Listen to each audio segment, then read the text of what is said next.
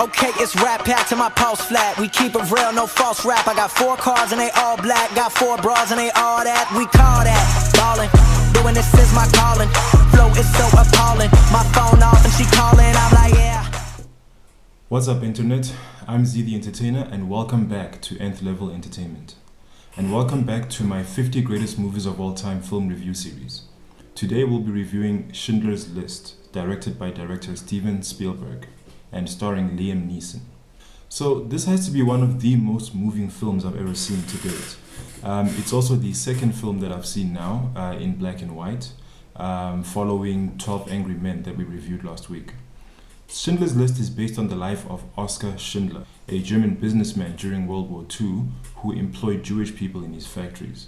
He wasn't so much a Nazi himself as a German business person who actually found a way to make money out of the Nazis by being in favor of them, specifically so that he could get favor for his businesses. This is again one of those movies that I found very captivating despite its lack of color.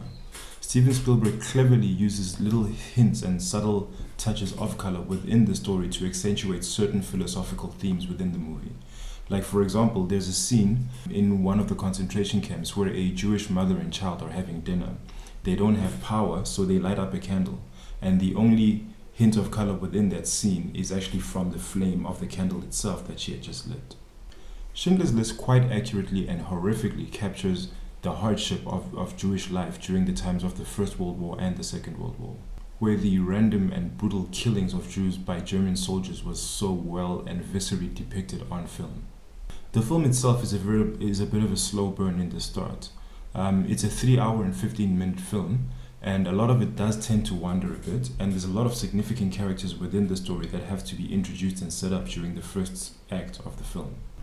So in terms of character development, this happens mostly with the character of Oskar Schindler himself, who initially was just basically looking to make money out of the Nazi regime by setting up factories that manufactured cookware and utensils for the Germans, but soon saw how Jewish people were actually being treated, which slowly made him to start becoming compassionate to their plight and started to hire more and more of them in his factory, not just for his own profit, but to actually keep them safe from German persecution, because a lot of them were actually kind of let go as his workers and didn't suffer the same kind of treatment that other Jewish people would suffer.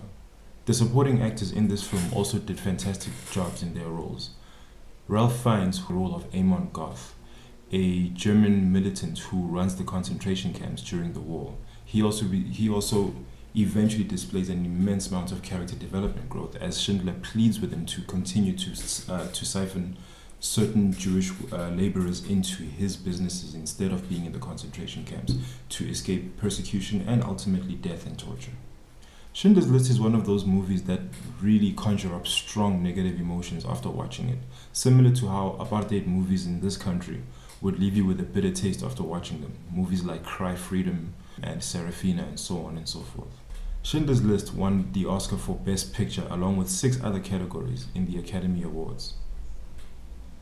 In my opinion, I'm surprised that Liam Neeson, Ralph Fiennes and Ben Kingsley didn't actually win other awards for their performances as Best Actor and Best Supporting Character and so on and so forth.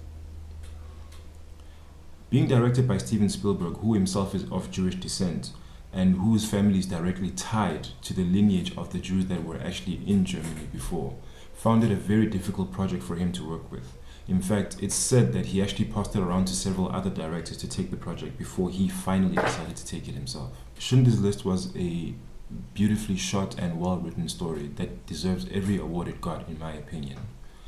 I recommend this film to anyone who's looking for a good classic or maybe perhaps a good black and white film for the purposes of education within the film industry.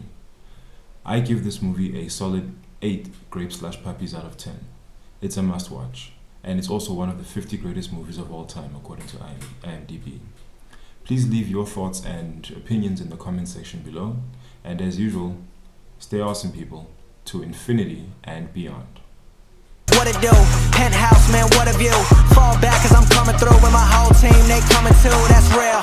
too real. Motherfucker, tell me how you feel. I'm too good for my own good. I won't leak the album, I let it spill. Number one, bitch, I bet it will. Do the numbers, I said it will. I played the game and I'm still the same, and I never changed just to get a deal, bitch, I'm ballin', ballin'. I came from nothing to something like it's nothing. Yeah, you know I done it, that is no discussion, bitch, I'm ballin'. You guys are awesome, you know, like it's always the best audience. It's unlike comedy clubs where you have hecklers in the audience that scream random stuff while the comedians are on stage working. You know, those people don't understand the concept of a comedy show. They think it's like break a product where you bring up the jokes. I'ma live life till I overdose. Where they sleeping on me, that's comatose. I went mainstream with my